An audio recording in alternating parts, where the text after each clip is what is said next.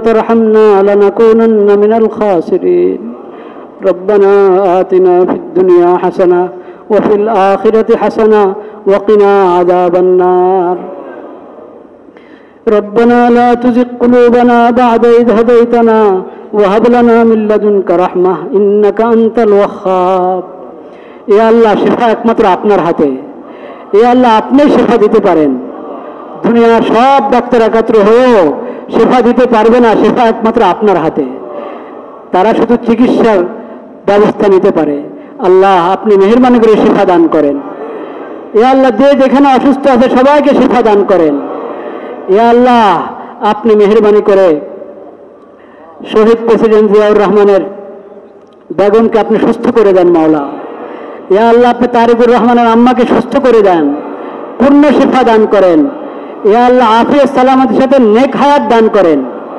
শুধু হায়াতে কোনো কাজ হবে না আল্লাহ নেক হায়াত দান করেন যে নেক হায়াতের মধ্যে ঈমান আছে নেক আমল আছে উম্মতের প্রতি দরদ আছে কল্যাণ আছে দেশের প্রতি দরদ আছে কল্যাণ আছে এমন নেক হায়াত দান করেন সকল নেতাদেরকে নেক হায়াত দান করেন মাওলা ইয়া আল্লাহ আপনি মেহেরবানি করে শিফায়ে কামেল আজিল নসিব করেন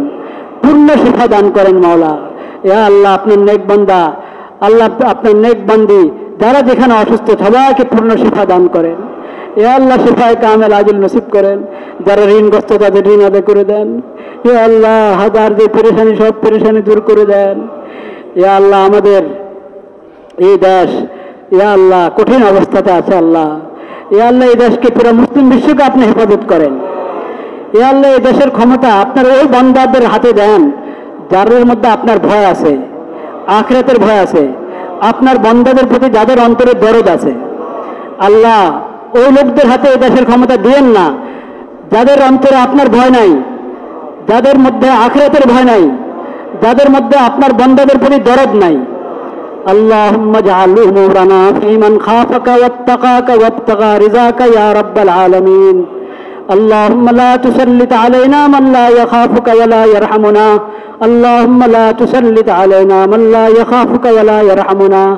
اللهم لا تسلط علينا من لا يخافك ولا يرحمنا يا الله আমরা সূরা ফাতিহা পড়ে দোয়া করেছি ইয়া আল্লাহ শিফার দোয়া পড়েছি নবী করিম সাল্লাল্লাহু আলাইহি ওয়াসাল্লাম শিখিয়েছেন শিফার দোয়া আসআলুল্লাহল আযীম রব্বুল আরশিল আযীম আন ইয়াশফিয়াক আসআলুল্লাহল আযীম রব্বুল আরশিল আযীম আন ইয়াশফিয়াক 7 বার এই দোয়া পড়লে রোগীকে সামনে